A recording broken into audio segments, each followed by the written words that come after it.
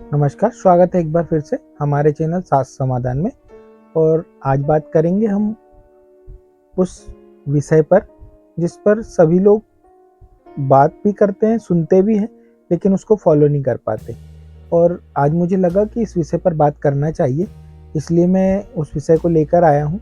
हमारे जीवन की सबसे बड़ी जो परेशानियाँ हैं वो है कि परिणाम की चिंता हम पहले कर लेते हैं। कार्य करने से पहले ही हम परिणाम की चिंता कर लेते हैं, और हमेशा जब परिणाम की हम चिंता करते हैं तो हम अपना कर्म नहीं कर पाते, उसके पहले ही हम असफल हो जाते हैं। तो आज इसी विषय पर चर्चा करेंगे, क्योंकि मुझे भी लगा कि इस पर चर्चा करनी चाहिए, क्योंकि परिणाम आने से पहले अगर उस पर चिंता करने लग जाए ना, तो कई बार काम खराब हो जाते हैं। मैं ये नहीं कह रहा हूँ कि किसी कार्य को शुरू करने से पहले उसके बारे में सही तरीके से जानकारी प्राप्त न करें और सीधे काम करने लग जाए, लेकिन हाँ, आप अगर उस कार्य को कर रहे हैं तो उसमें संदेह ना रखें, क्योंकि संदेह हमेशा ही कार्य को खराब करता है। हमको आगे बढ़ने की जो अपॉर्चुनिटी होती है उसको खराब कर देता है, और हम जो करना चाहते हैं वो नहीं कर पाते हैं। इसलिए हमेशा याद रखिए कि परिणाम की चिंता ही दुख का कारण है। और जब परिणाम की चिंता हमारे दुख का कारण बन जाता है, तो हम जिस कार्य को करना चाहते हैं उसको भी अच्छे से नहीं कर पाते हैं। मनुष्य अपने जीवन में अनेक कार्य करता है, और सभी का उद्देश्य सफल होना ही होता है, लेकिन वो सफलता या तो आर्थिक रूप से हो, सामाजिक रूप से हो, या जिस भी तरह हो, लेकिन जब वो जीवन में जिस भी कार्य को कर रहा है और उसके प्रति उसको चिंता हो गई कि ये मैं इसको कर पाऊंगा या नहीं कर पाऊंगा, तब वह असफल होने के चांसेस बढ़ जाते हैं उसके। गीता में भी लिखा है कि कर्मण्यवादी कारस्ते मां फलेषु कदाचन।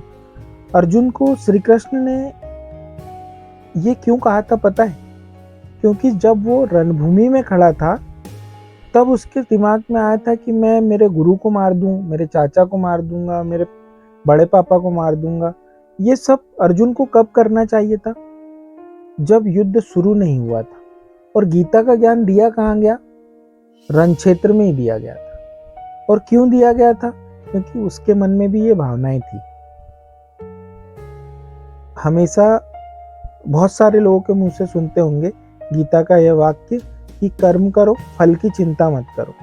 लेकिन आप याद रखिए, कर्म करने से पहले फल की चिंता करना गलत तो है, लेकिन जो कर्म कर रहे हैं उसके बारे में आपको पता भी होना चाहिए। क्योंकि जिस समय श्री कृष्ण ने अर्जुन से ये शब्द कहे थे, ये वाक्य कहे थे कि कर्म करो और फल की चिंता मत करो, वो उसका कारण ये था कि वो रणभूमि में था, युद्ध के लिए सज्जित होकर गया था, और तब वह हथियार रखने की बात कर रहा था। तब श्री कृष्ण ने कहा था ये सब पहले सोचना था, कर्म करने से पहले सोचना था। एक विद्यार्थी परीक्षा में बैठते समय अगर सोचता है कि मेरी परीक्षा का परिणाम क्या आएगा, तो निश्चित ही वो परिणाम गलत होगा। बस यही एक बात थी। गीता को समझने का अपना नजरिया था। मैंने जिस तरह समझा आपको बताया, और जिस वाक्य को मैंने बोला अभी कि कर्मण्यवादी कारस्ते मां फलेषु कदाचन, इसका अर्थ मनुष्य का अधिकार केवल कर्म पर है, फल पर नहीं है। लेकिन किस फल पर नहीं है? जो जिसके लिए उसने वर्तमान में जिस कार्य को कर रहा है और भविष्य के लिए उसकी चिंता कर रहा है कि वो शुरू करूँगा तो मुझे फायदा प्राप्त होगा या नहीं होगा। लेकिन आपको एक बात बता दूं मैं कि जब हम वर्तमान में जिस कार्य को कर रहे हैं उसके प्रति निश्चिंतता होनी चाहिए हमारे अंदर कि मैं जिस कार्य को कर रहा हूँ उसका फल मुझे सही प्राप्त होगा। या तो आप जिस कार्य को करने के लिए निकल गए हैं उसमें आप पीछे मुड़कर नहीं दे सकते, क्योंकि उसका परिणाम आना भविष्य में ही है। तो आपको तो सिर्फ वर्तमान में उस कार्य को करना भर है। इसलिए जीवन में हमेशा याद रखिए कि जब भी आपको जिन चीज़ों से डर लगे, या तो उनको करिए मत, और जो कर रहे हैं उसके लिए किसी से डरिए मत। क्योंकि जीवन में हमेशा याद रखिए, जब भी आप किसी चीज़ में बीच में फंस जाते हैं और आधा करके छोड़ देते हैं, तो आप हमेशा ही असफल होते हैं। सफलता की सीढ़ी चढ़नी है आपको, तो आपको जीवन में एक सिंपल फार्मूला है ये कि जो करो उसके लिए डरो मत, और जिन चीज़ों से डर लगे उसको करो मत। करने के बाद डरने का कोई अर्थ नहीं है, क्योंकि करने के बाद आपने कर्म कर दिया है, उसका फल उसके हिसाब से ही मिलेगा जो आपने किया है, बस। और श्री कृष्ण भी हमेशा यही कहना चाहते थे, गीता भी हमेशा हमको यही समझाती है कि कर्म करो, फल की इच्छा मत रखो, क्योंकि फल हमेशा बाद में प्राप्त होता है। जब हम एक पेड़ लगाते हैं, जब वो पेड़ छोटा होता है, तब से उससे हम ये अपेक्षा नहीं कर सकते कि ये आम इसका बहुत मीठा होगा।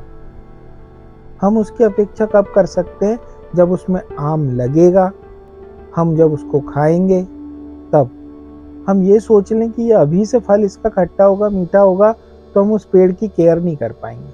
बस जीवन भी हमारा इसी तरह है कि हम जिस भी कार्य को करने जाते हैं, हम फल की चिंता के चक्कर में उस कार्य के पौधे को बड़ा ही नहीं होने देते, क्योंकि हमारे मन के अंदर डाउट आ जाता है। हमको लगता है कि ये इससे हमें क्या प्राप्त होगा, क्या प्राप्त नहीं होगा। तो आप इस झंझट में पड़िए मत कि क्या प्राप्त होगा। आप जिस कार्य को कर रहे हैं, अगर आपने शिद्दत से किया है, अच्छे मन से किया है, तो उसका फल आपको हमेशा ही अच्छा ही प्राप्त होगा।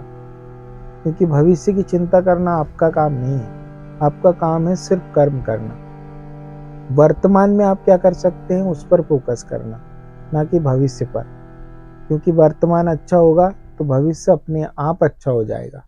अगर आप वर्तमान में ही भविष्य पर डाउट करेंगे तो ना आप वर्तमान जी पाएंगे, ना भविष्य अच्छा कर पाएंगे। इसलिए आज इस चीज़ पे ही बात करना था मुझे, और मुझे लगा कि ये बहुत महत्वपूर्ण बातें हैं जो कि लोगों को बहुत कम समझ आती हैं।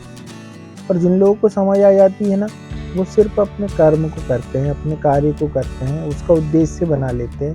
क्योंकि सफलता असफलता तो, परिणाम तो हमेशा ही बाद में आएंगे। साल भर पढ़ाई करी आपने, परीक्षा दी, परिणाम उसके 1 महीने बाद ही आएगा। लेकिन परीक्षा के दिन परिणाम के बारे में सोचना हमेशा पेपर में गलत कर देता है। बस इसलिए जीवन में याद रखिए, तब जिस भी कार्य को करना चाहते हैं उसको पूरी लगन, पूरी ईमानदारी से करिए। आप उसका जो फल है, आपको वो रिजल्ट जो है उसका आपको बहुत बेहतर प्राप्त होगा, अगर आपने अच्छे से किया है तो। आज के लिए इतना ही। नमस्कार, धन्यवाद।